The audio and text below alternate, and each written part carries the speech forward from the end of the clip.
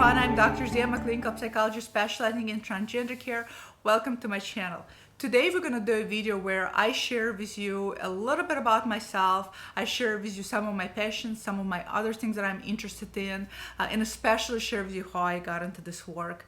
I thought that since I have been on YouTube for going on 3 years now, and over the course of the time, I feel that I have gotten to know a lot of you very close through the comment section. I've gotten to know a lot of you on a somewhat actually personal level through some of the very open sharings that you have done.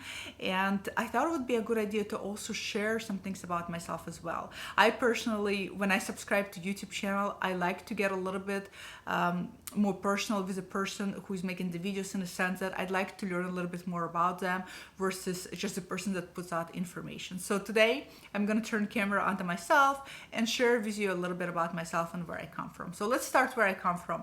I'm originally from Russia, actually Uzbekistan, which is now former part of Soviet Union, considered to be Central Asia now. And I immigrated to US when I was 13. That was 27 years ago. When you're hearing my accent, that's actually what you're hearing, because I'm still fluent in Russian language. I still read and write in Russian and speak to my family in Russian language. As a result, I retained my accent, and that's what you're hearing throughout the videos. And unfortunately, I'm sorry for some of you. It might be sometimes difficult to understand me, and hopefully I remember to enable captions every time I upload the videos. But that's where I'm from. I've been in US, like I said, for 27 years, which is a long time. Gotten all of my education in the United States. And, people always ask me how I got into transgender field, especially since I myself a cisgender woman, which is interesting because sometimes people will tell me that I shouldn't be in this field. Not being transgender means that as if only transgender people are supposed to be offering information and therapy and services to other transgender folks, which I really disagree with, and I think it's in a way of shaming somebody in what they do. I don't think that a person has to be transgender to help transgender people. I think the person just has to be good at what they do and know what they're doing, just like with anything else. I don't think that somebody going through transgender experience is going to make understand another person any better, because each transgender experience is so individualized and so completely different, really. You cannot generalize to everybody else. I always tell people who want to go into transgender field and ask me how to get more information, I tell them that you have to go out there, and it's all about what you put into it. So you really have to go out there and you have to read the books, you have to do research, you have to attend conferences, you have to work with individuals on individual levels and get to know them better and better. You can't just read 2 or 3 biographical accounts and assume that that's a transgender experience, because those biographical accounts only describe accounts for that individual person, and everybody's so different. So I don't really think that it matters whether I'm cisgender or if I was transgender to work with all of you. I think what really matters is whether what I do in psychology and how I approach gender issues in psychology, whether that, 1, resonates with you, 2, helps you clarify your problems, and 3, offers viable solutions or offers viable support for you to get to where you want to get. And I think that's what matters the most, really. So for me, I went and I got my master's degree in counseling psychologist. This was back in Portland. I'm pretty much Pacific Northwest type of gal. I lived in Portland all of my life until I moved to Los Angeles about 7 years ago. And I went and I got my master's, and once you finish your master's, you have to do clinical hours. And my first internship was in SMYRC, which stands for Sexual Minority Youth Resource Center. And at SMYRC, my very first client was a transgender woman. It was a transgender woman that was really struggling with she had other secondary issues that were very hard for her to go through. And she was also struggling because she wanted access to medical care and couldn't really get access to medical care at the time. So this was my first client, my first introduction. Prior to working with her, I have I can't really say that I have encountered a lot of gender diverse people. The education that I have received, I think, had like a very minor touch up on gender diversity. Sadly, still very prevalent in universities. They barely scratch the surface of gender studies. And I remember working with her and just really somehow resonating perhaps is not the right word, because how can I possibly resonate, right? But at the same time, it is not a wrong word, because even though she was going through her own isolated experience, for me, the emotions that were rising on it from that experience were also in a way familiar. There were emotions and feelings that I also had experienced in my life, akin to a completely different situation. And it does not mean that her situation was in any way less severe or more severe than mine. It just means that I could connect to her through the feelings that she was feeling, because the feelings were very similar to what a lot of us feel: loneliness, fear of abandonment, isolation, fear of rejection, not feeling connected to yourself, not feeling in touch with yourself. And somehow, for me, to be honest, it just felt very natural. Again, you see, language often fails us in describing.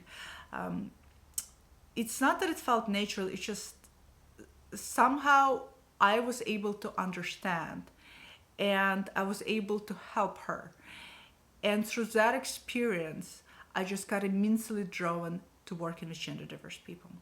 I think in some respects, to be honest, I have always been gender non-conforming myself, in a sense that while I'm very comfortable with my biological sex, right? Therefore, I'm very comfortable with gender assigned at birth, but I have always, in a sense, really rebelled against these ideas of what a woman should be, or ideas of what a woman, how a woman should present herself, what woman should do with her life.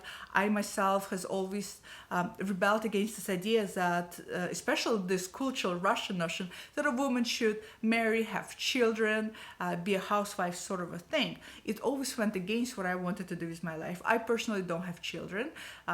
And I don't want to have children. I never had a maternal desire to mother children, and for that reason, I don't have kids. So for me, it's always was interesting, this cultural context we put into the gender constructs, where I would encounter women to this day that will ask me if I have kids, which is always interesting how it is such a stereotypical experience attributed to women of any kind. And I would always answer that no, I don't have kids. And they will ask me, of course, why, assuming that perhaps I can't have children. And I will say that I don't have kids because I don't have maternal desire. And you know what? The answer is always the same. Just wait, just wait, just wait, just wait, and you're going to get your maternal desire. Well, guess what? I'm 40 years old. I've been waiting for 40 years, still have no maternal desire whatsoever. I doubted that maternal desire is suddenly going to wake up within me in the past couple of years. Not to mention, I'm pushing that age limit for when to actually be able to carry a child. So I have always been rebellious in some way in terms of gender norms. I never really conformed to a lot of things that were told to me that I needed to carry out in order to be a proper girl or to be a proper woman or whatnot. I always done what feels right to me. A lot of times I'll be very outspoken. You guys have experienced this in my videos. I tend to have a very strong point of view. I tend to have very strong opinions on things from clinical psychological perspective. Are my opinions correct? Absolutely not. They just exist within the context that I operate. They just exist within the context where I got in my experience and the experiences I've come across to. My opinions are just one point of view of so many points of view. But you notice how it tends to be a very strong orally in terms of my my vocal representation, my capacity to speak.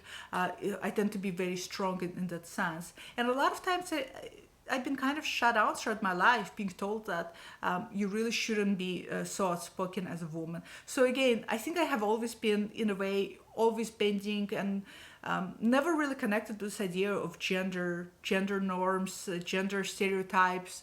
I really think that they're social constructs that are very strongly created and continuously perpetuated by a lot of institutions, including religious institution, financial institution, political institution, so on and so forth.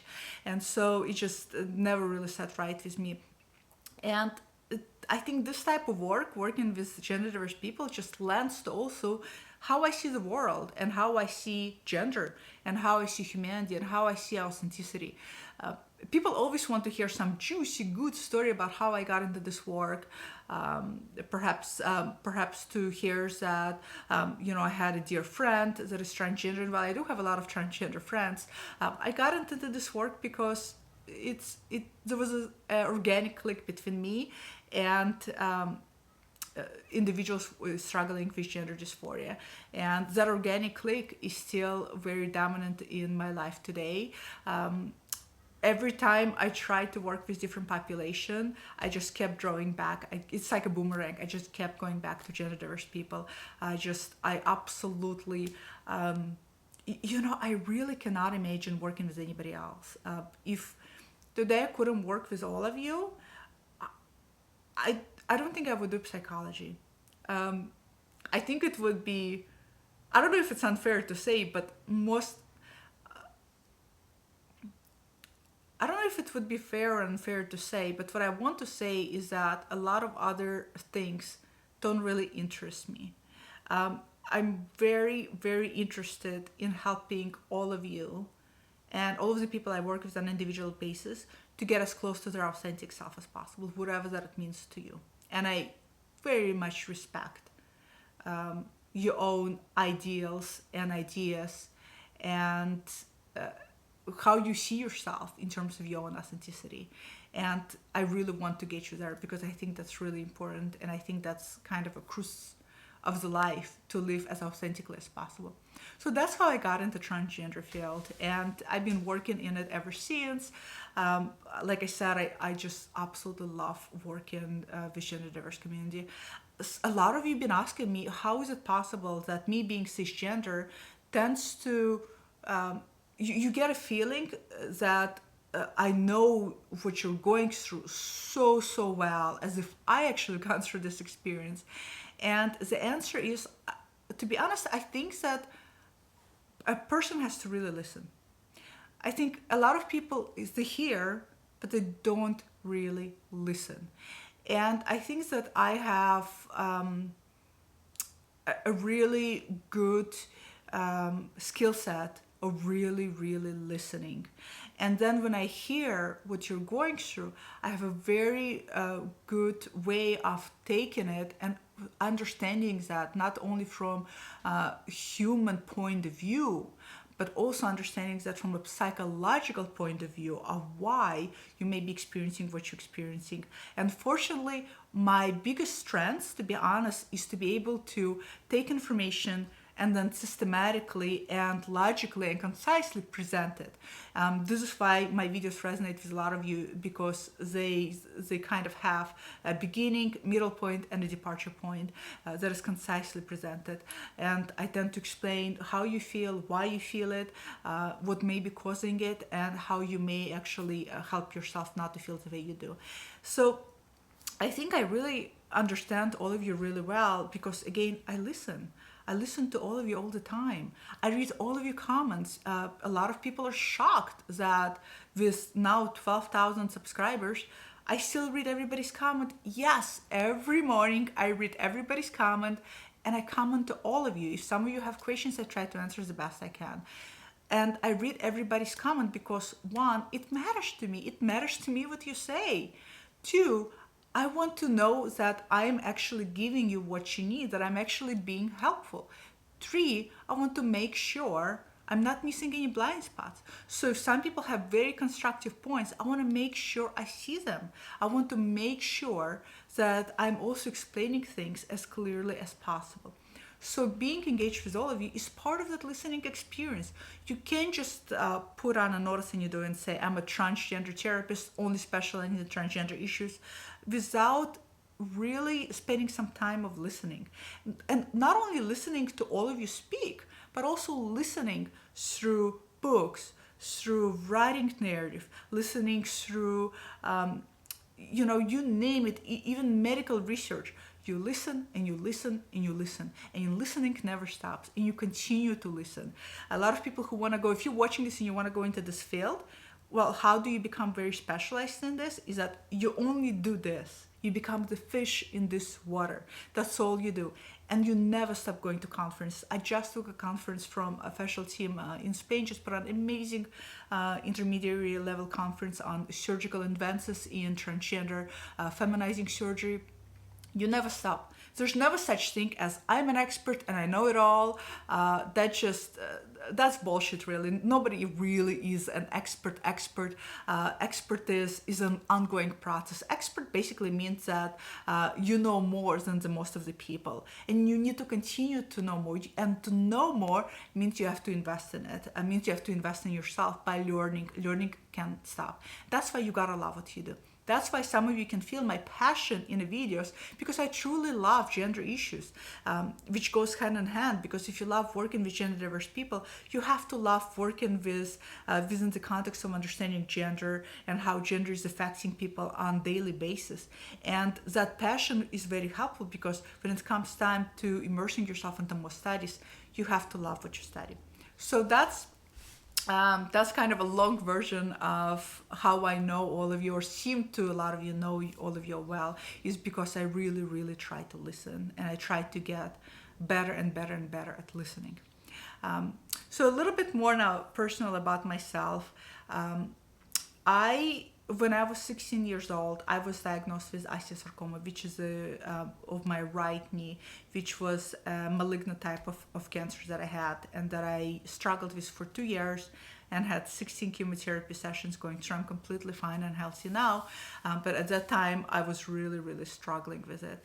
And I think in many ways, going through cancer, going through something that is so life-altering, in many ways also helps you understand on some level, even though it's not exactly the same thing, how can somebody else go through something very life-altering. And I think that experience of me going through cancer has really helped me in so many ways to also understand more the importance of life, the importance of the fact that, you know what, the truth is we're all gonna die one day. That's just a fact. Regardless of what our spiritual beliefs are in terms of where we go, we all will die. I always tell people, this is one journey through this life. We're all on a train. We have no idea when our stop is going to come. For some of us, it might come early. For some of us, it might come really late in life. But that stop is going to come. And this idea that we, especially in Western culture, like to dilute ourselves, that we are in control of our life, or that we're going to live until we're really old, it's a very fun idea to carry, but the reality is that we're not in control of this. And this is why I push people to be authentic and strive for their authenticity, because I think it's really, really important, because life is short. You never know how short it just may be for you. And you see that kind of, in a way, illuminated in a lot of my videos when I talk about things. A lot of you comment that I look like Edna, which some of you think I'm actually offended by, and I'm not. I love the fact that I look like Edna, because Edna and I have a lot of things in common, including personality. Edna is very outspoken, she's very direct, she says it how it is, and I actually myself the same way. As you can see in my videos, I'm neither cheerleading you into transition, but I'm also not gatekeeping you from gender transition. I'm all about pragmatic, realistic approach to things. I'm all about you finding your own way, listening to yourself, figuring out what matters to you, and doing things that are right for you without rushing into things, but also without holding yourself too far back. So I'm like in that intermediary point, but very similar in personality to Edna. I love it when all of you think I look like, I do in fact look like Edna, and actually have a little Edna figurine at home that I have it on my desk. Every time she just reminds me of a lot of similarities her and I share. Another thing that I'm very, very passionate about, that some of you probably gathered by the bookshelf, is I'm a voracious reader. I can pretty much spend all day reading. If I'm not doing my work and if I'm not immersing in gender issues, you're gonna find me reading. I read nonstop. I absolutely love reading. I could not survive without reading. If I were to go on a deserted island, I would bring a lot of books. The books that I'm reading right now is, and I think a lot of you are actually familiar with this book, The Transition Baby by Tori Peters. I love all of her books. I've read all of her books, and I'm so glad that a big publishing house is published her this year. I think this was published this year, maybe end of last year. But I'm halfway through this book, and I highly recommend this book for all of you if you haven't read it already, because Tori does a great job of on touch basing on things that are happening that a lot of people don't speak about. She touches base on a lot of deeper issues that tend to happen for people who are going through transition, struggling with gender dysphoria, any kind of incongruency, but she touches on a much more deeper level of issues that people often don't speak about, that I think is really, really important to talk about as well. So I like I said, I'm a huge fan of her work. I've read all of her books, and I love her writing. She's also a phenomenal writer. Another book that I'm reading, and if some of you are wondering, is Why Buddhism is True, because this book kind of puts a little bit of scientific way on why meditation is good for you, and I'm not mediator, my God, meditation person, let's say. So I'm reading this book, which is also really, really good, and I highly recommend. So as you can see, I'm reading at least 2 books at one time. I try not to read too many books at one time because then I never end up finishing them. So my motto is 1 book at a time, Nat. If you can, 2 books at a time.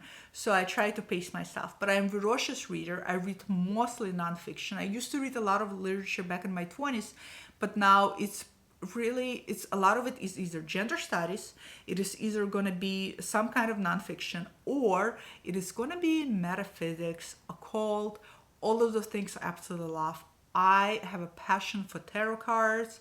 I have tarot decks. That's another thing that I'm deeply, deeply passionate about.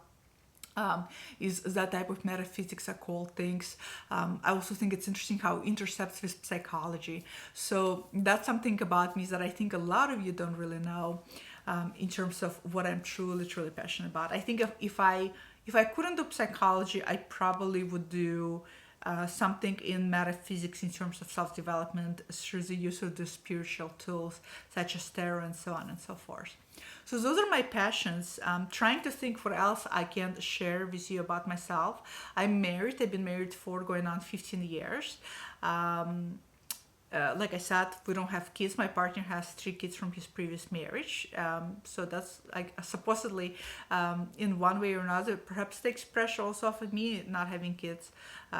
But like I said, I always rebel against those norms of gender things and whatnot. I have a pug. His name is Freud. Sometimes you'll see I'm not covered, but sometimes I'll have Freud shedding hair all over me or on a chair where I sit. Freud is my little sidekick. He's my companion. You see him a lot on my Instagram. As you probably, those who follow me on social media know that I'm not a big fan of social media, in a sense that I don't really interact much on social media. I usually just post when the next video is up, or post an inspirational quote, or share with you some picture from my life. But I have this love-hate relationship with Instagram. I really wish I could hire somebody to do it for me, but